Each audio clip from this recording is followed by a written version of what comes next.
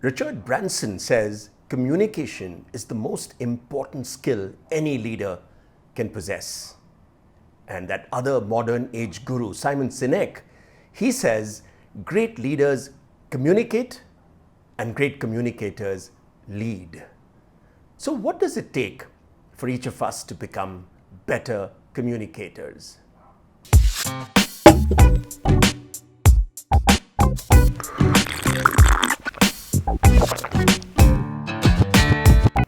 Hello and welcome to another edition of Chai with Pi, our weekly series of videos where I try and share simple lessons and stories which can help each of us become just a bit better. Today, I want to share some of the lessons I have learned about becoming a better communicator. Lessons that I've seen working for other leaders I've been privileged to work with, and perhaps at some level, lessons that I've seen working for me too. So here they are, 8 lessons that anyone can adopt to become just a bit better, more effective as a communicator. Let's start with the first one. Connect with your audience. I think it's extremely important for each of us to be able to connect with the people we are speaking with, the people we are trying to reach out to. Remember, communication is not about you, it's about them. What can we do to connect with our audiences? Here are 2 or 3 simple things you can do. First, show vulnerability. Try and not pretend to be someone you're not. Talk about the challenges that you've been struggling with. Talk about some of the problems that you've also been confronting with, and suddenly your audience will start seeing a real person. Second, get personal. Try and talk about those simple things that may be happening in your life. Remember, your audience is very keen to understand you, the person, as much as they are keen to hear you, the leader. So show vulnerability, get personal, and try and understand what's happening with your audience. So that's a great way to do the first one, which is to connect with your audience. Next, and second, keep it honest at all times. As a leader, while communicating, it can be tempting to perhaps say a half-truth. It can be tempting to make that promise which you're not sure you will be able to fulfill. Remember, resist that temptation. Don't do that. Keep it honest. Say it like it is. I've often found that, especially when it comes to the Q&A section of a town hall, and you get asked one of those difficult questions, it's tempting to give the right answer, even when you know that you're not sure you will be able to deliver on that. Remember this, in a piece of communication, you might be saying 10 things, and 9 of those 10 might be the absolute truth. But if that one thing is a half-truth, if that one thing proves out to be not quite true, remember, your entire communication, indeed your entire leadership, will be judged on that one half-truth. It's something that as leaders we tend to forget, but it's something you don't want to forget. So remember, keep it honest at all times. Lesson number 3, communicate, communicate, communicate. There is something to be said in favor of consistent communication.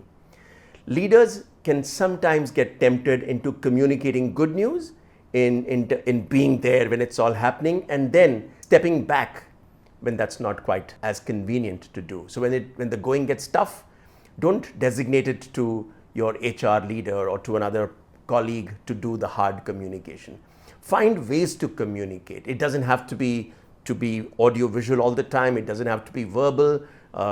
Find simple things you can do to ensure that you are communicating at all times. You don't want your team to experience radio silence and wonder, where's the leader gone? Lesson number 4, listen. It's such a powerful idea that communication is not only about words, it's not only about saying the right thing, it's about silence too. And some of the most effective communication you can do is when you've got your mouth shut and your eyes and ears open. Listen to what your team has to say. Listen to what the other person is trying to get across to you. Just having this ability to listen in, to tune in to the frequency that your team is broadcasting on is a great skill for a leader. It gets you a sense of what's happening in your team. It gets you a pulse of what the team is experiencing or going through. 5, you might be addressing a group, but remember, you're actually speaking to every individual in that group. Don't assume that your message is really meant for that entire multitude in front of you. It's meant for that individual. Try and talk to that individual. And a good way that I have found I could remind myself of this truth is this. Every time you're sending an email to your group, don't say hi everyone, say hi. Don't say hello team, say hello. Because remember, you might be thinking that you're talking to everyone or that you're addressing the team, but that email is really being read by the individual. And that's a good reminder when you're speaking to large audiences. Try and ensure that your message is really reaching out to that young girl who's joined you 6 months ago and is struggling with what's happening, or to that leader who's at the fag end of his career and is still trying to get to grips with what life after work can feel like. Remember, you are talking to the individual even when you're addressing a group. 6th, and my favorite, tell stories. Tell lots of stories. I think storytelling is an underrated leadership skill. Stories have this power to take your team to another world and help them see things from a whole new perspective. Stories can be inspiring, stories can help people see the light at the end of the tunnel, and stories can sometimes be just that message that your team needed to hear. So don't talk in abstracts, don't give them the theory, don't tell them the gyan. Share a simple story, and you might discover that stories can be so powerful that they can help teams to think differently, indeed to act differently. And remember, we are all storytellers. It's a skill everybody can learn, can get better at. 7th, be clear what you want them to do. Make sure that your action plan, your next steps are easily understood and spelled out. Sometimes we can make the mistake of putting it all out there and then assuming that the team has understood, will connect the dots and then go and do what you want them to do. Don't assume. Spell it out. Make it clear. What is the action that you want your team to take? What is it that you want each person in the team to do? Great communication is ensuring absolute clarity on next steps, absolute clarity on what is the action that you're expecting people to take. And that brings me to the last of those 8 tips. The 8th one is this. Have you ever wondered what's the most popular radio station in the world? Apparently, it's called WIFM. And that is really an abbreviation for what's in it for me. That is something good communicators will do well to remember. It's not about you, it's about your audience. So try and ask yourself the question, what's in it for them? What am I saying which will add value to them? What am I saying that will be of significance to the people who are listening in to me? And the minute you learn to answer that question, what's in it for them, you will discover that your communication is not centered around you or your thinking or your ideas, but it's about them, their welfare, their benefit, their growth. And that's such a powerful way of ensuring that you become an effective communicator. I want to end with a little story of those 2 great orators and statesmen from the past, Cicero and Demosthenes. They both lived over 2,000 years ago. So I'm guessing the story is apocryphal, but it's an interesting story.